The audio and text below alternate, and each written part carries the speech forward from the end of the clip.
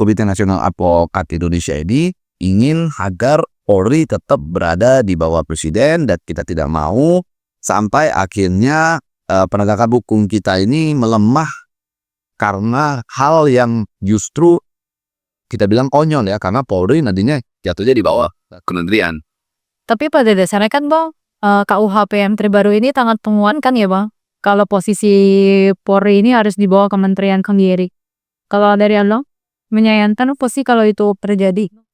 Di dalam KUHP atau KUHAP yang baru tidak pernah ada satupun narasi yang mengarahkan Polri untuk berada di bawah kementerian. Justru di dalam KUHAP kita memperkuat sistem penegakan hukum yang tentunya akan dilakukan oleh Polri. Sebenarnya untuk mengawasi Polri itu, untuk mengawasi sistem penegakan hukum di dalam Polri, gitu ya, pengawasannya aja yang diperkuat. Tuh, maka kita menyarankan agar Propam diperkuat, Propam dipimpin oleh bintang. Ya, Karawasidik pangkatnya dinaikkan jadi bintang 2 kan gitu, karena itu kan fungsi-fungsi pengawasan dalam proses penegakan hukum. Terus perkuat di PUM kan, divisi hukum di Polri itu sendiri. Jadi kedepannya Polri akan banyak yang mengawasi, tentunya sistemnya akan berjalan, sistem penegakan hukum di Polri akan berjalan dengan baik, itu akan maksimal ke depannya, dan hal-hal yang mungkin dikhawatirkan oleh teman-teman di luar sana terhindarlah gitu. Langkah lain Bang yang dilakukan Pak NAI mungkin akan menyurati ini kah ke presiden atau seperti apa ke depannya? Ya tentunya kita akan secara langsung bersurat kepada presiden, kepada Komisi 3 DPR RI juga. Kita akan meminta agar Polri tetap di bawah presiden begitu ya, untuk tidak lagi mempertahankan, atau mungkin kita tidak ingin lagi mendengar wacana itu. Kita tidak ingin lagi agar untuk isu itu bisa kita konsumsi setiap hari, karena itu akan menjadi isu yang tidak baik. Karena kita mendapatkan sejumlah temuan begitu ya.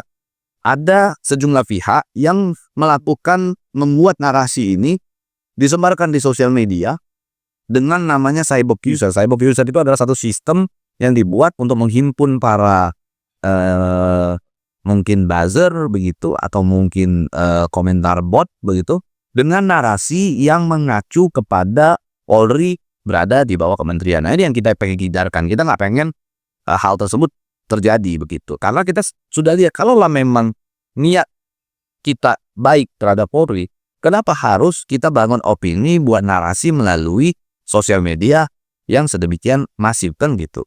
Nah, kalau yang kita lihat bahwa adanya pihak-pihak yang ingin melemahkan presiden. Orang pengen Pak Prabowo itu lemah begitu di dalam memimpin Indonesia 5 tahun mendatang begitu. Kalau seandainya Polri berada di bawah kementerian, berarti saat ini tidak ada alat kekuasaan langsung yang dapat dikendalikan oleh Bapak Presiden.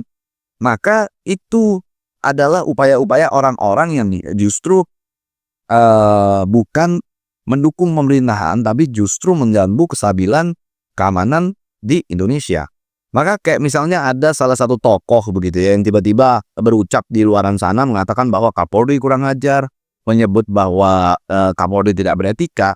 Justru yang kita lihat bahwa orang tersebut sedang mengganggu stabilitas keamanan yang ada di Indonesia. Karena kita ketahui bahwa Polri itu adalah garda terdepan keamanan nasional kan begitu.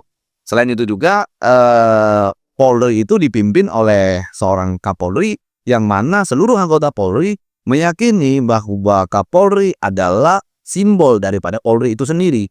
Nah, kalau simbol Polri bisa dihina sedemikian rupa, disebut kurang ajar, disebut tidak beretika, maka kita bisa membuat satu kesimpulan, orang yang menyebut Kapolri kurang ajar itu sedang menyebarkan teror. Karena dia mengatakan hal tersebut membuat kesan seakan-akan Polri menantang, seakan-akan Kapolri menantang, seakan-akan Kapolri arogan. Seakan-akan Kapolri apa yang Kapolri sebutkan itu, Kapolri sampaikan di DPR itu akan menciptakan suatu bentuk chaos atau kerusuhan. Nah, konsep menakut-nakuti, memberikan momok di tengah masyarakat itu adalah mengganggu stabilitas keamanan, dan orang yang mengganggu stabilitas keamanan dapat kita simpulkan sebagai teroris begitu. Itu yang kita tidak inginkan sebenarnya. Berarti pada dasarnya kalau ini hanya permainan politik ya Bang? Ya tentunya Polri didesak untuk berada di bawah kementerian itu. Ya tentu ini adalah politis. Sudah jelas-jelas politis lah. Karena kalau kita bandingkan dengan negara-negara lain, Indonesia jauh di atas rata-rata begitu ya, tingkat keamanannya begitu. Yang mana Polri sebagai garda terdepan menjaga keamanan, rasa nyaman terhadap masyarakat. Jadi ada satu world poll begitu ya, polling dunia itu namanya Gallup Law and Order Index begitu ya. Di tahun 2025 menyatakan bahwa tingkat rasa aman masyarakat di Indonesia itu peringkat ke-19 dibandingkan 144 negara lainnya gitu. Dan kita itu masih lebih tinggi dibandingkan Inggris, Jepang, dan Prancis. Yang mana Inggris, Jepang, dan Prancis ini kepolisiannya di bawah kementerian. Sehingga kalau kita lebih baik, apa yang kita turunkan kualitas dari institusi kita ini gitu loh. Kalau kita sudah lebih baik gitu, kita sudah jelas lebih baik kan. Kalau diundang untuk berdiskusi secara terbuka Bang mengenai hal ini, mungkin TNI bersiap untuk hadir Bang? Ya, jika memang ada pihak-pihak yang tidak terima dengan statement yang kita sampaikan gitu ya, kita membuka diri kalau siapapun yang ingin berdiskusi, berdialog, atau mungkin berdebat begitu ya. Kami siap memberikan argumen kami siap memberikan data, data yang kami berhasil himpun, dan kesimpulan yang mungkin dapat kami sampaikan gitu. Sehingga kami Komite Nasional Advokat Indonesia intinya tetap tegar, tetap teguh memperjuangkan agar Polri berada di bawah Presiden.